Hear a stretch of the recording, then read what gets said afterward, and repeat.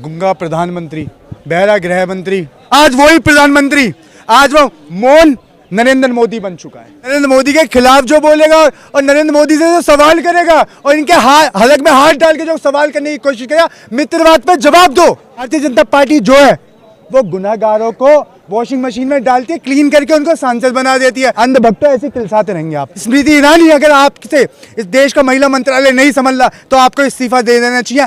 पिछले 3 महीने पहले भी आए थे, उसके बाद दोबारा आए हैं, अब किस प्रकार देखते हैं?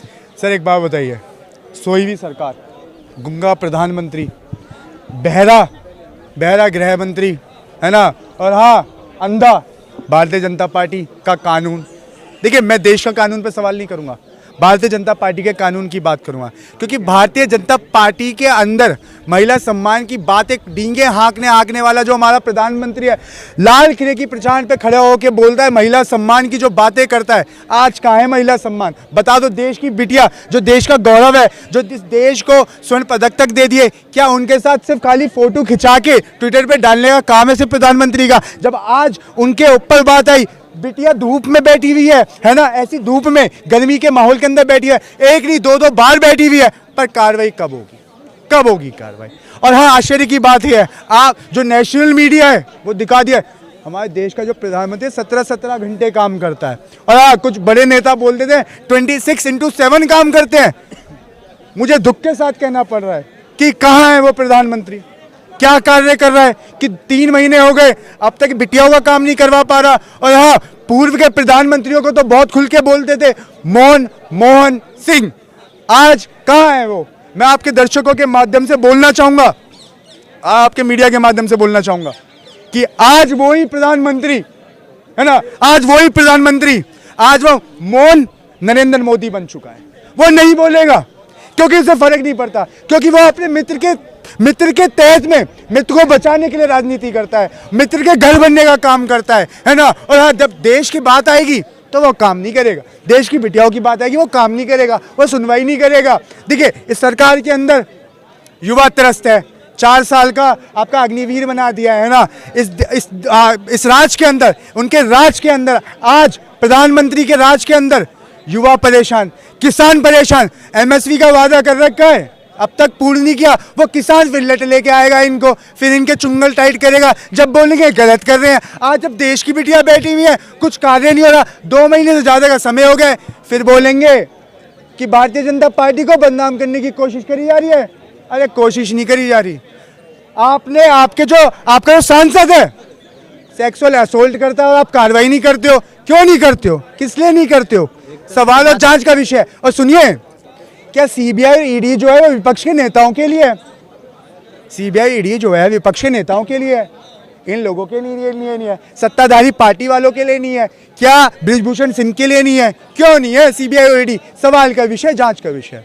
और एक तरफ हल्का सा एक आरोप भी लगा था राहुल गांधी पर, उसकी सदस्यता अगले ही दिन छीन ली गई थी, और बृजभूषण सिंह पर आरोप जो लगाया गया है उसको 3 महीने हो गए और आज तक। सर देखिए, देश का दुर्भाग्यपूर्ण है कि आपसी रंजिश की राजनीति चल रही है।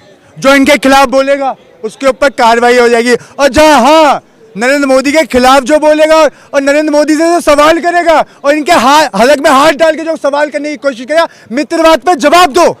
उसकी सांसदी तो छीन लोगे, पर अपने नेता को, है ना, अपने पार्टी के लोगों को, अपने पार्टी के माफिया को बचाने का काम करते हैं। आपने जब राहुल गांधी जी की बात करी है तो मैं बोलना चाहूँगा, राहुल गांधी जी का गुनाह क्या था? क्या राहुल गांधी जी इसकी तरह माफिया थे? क्या राहुल गांधी जी इसकी तरह सेक्सुअल असोल्ट करते थे जो उनकी आपने सांसदता छीन ली? पर हाँ, जो एक माफिया है, जिसके ऊपर गुंडा है, जिसके ऊपर सेक्सुअल असोल्ट का केस लगा गया है, जिसने महिलाओं को छेड़ने का काम किया है, उसकी अब तक सांसद नहीं जाती। इससे साफ साफ दिखलाता है कि भारतीय जनता पार्टी जो है वो गुनाहगारों को वॉशिंग मशीन में डालती है, क्लीन करके उनको सांसद बना देती है। पर हाँ, जो इस देश के गरीब, शोषित, वंचित लोगों की आवाज़ उठाता है, देश के युवाओं की आवाज़ उठाता है, महिलाओं की आवाज़ उठाता है, गरीब और गुर्बत लोगों की आवाज़ उठाता है, उसकी सांसद छीन लेते हैं ये लोग। क्यों? क्योंकि मोदी उनसे डरता है, मैं ये कहना चाहूँगा। और हाँ, मैं एक और बात कहना चाहूँगा, देखिए ये विषय अलग हो जाएगा।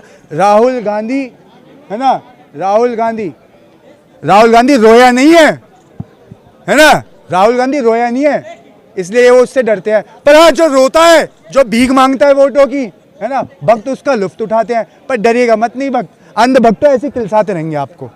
वहीं पर जो महिला मंत्री है स्मृति ईरानी, वो उसने भी चुप्पी साध के बैठी है। 2014 से पहले तो वो सड़कों पर उतर जाती थी, अगर सिलेंडर भी महंगा हो जाता था, कोई भी मुद्दा हो जाता, सड़कों पे आ जाती थी, और आज वो चुप बैठी है। क्या सर देखिए, महिला बाल विकास मंत्रालय है, उन पे आश्चर्य की बात है, अचंभे की बात है, जब उनके बेटी के ऊपर बात आई तो इतने बड़े बड़े टसुए लेके पीसी करने आ गई, है ना।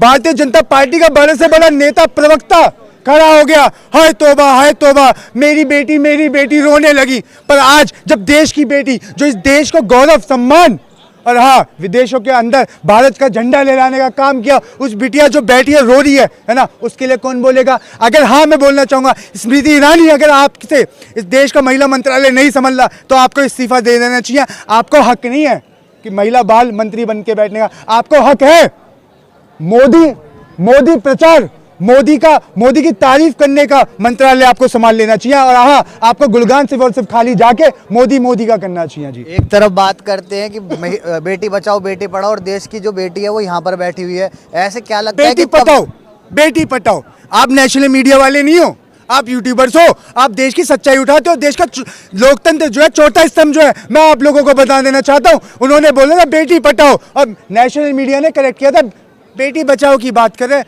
बेटी बचाओ नहीं बोला था, बेटी पढ़ाओ बोला था। और हाँ, देश की बिटिया यहाँ बैठी है, 26 घंटे काम करते हैं, 17 घंटे काम करते हैं, पर हाँ, देश का प्रधानमंत्री हमारा अंधा हो गया, गुंगा हो गया। और हाँ, देश का सबसे बड़ा जो जोकर है ना, अब तक सेना के ऊपर बात आ चुकी है, 40 से ज़्यादा जवान शहीद हो चुके थे, है ना।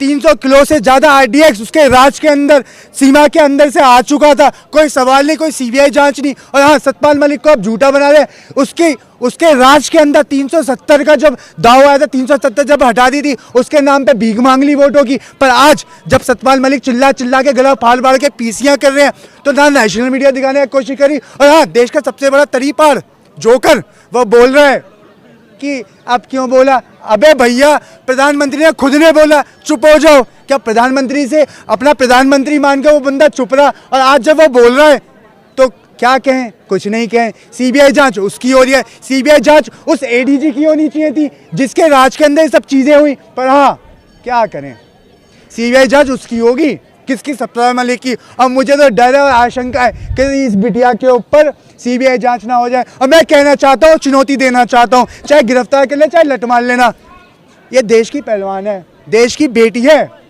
और गौरव है इस देश का। ऐसी धोबी पचाड़ देगी ना, है ना, तो जो तड़ी पार है, जिसके सिर पे बाल नहीं है उसके सिर पे बाल आ जाएगा, दाढ़ी लेके जो घूम रहा है उसकी दाढ़ी कट जाएगी।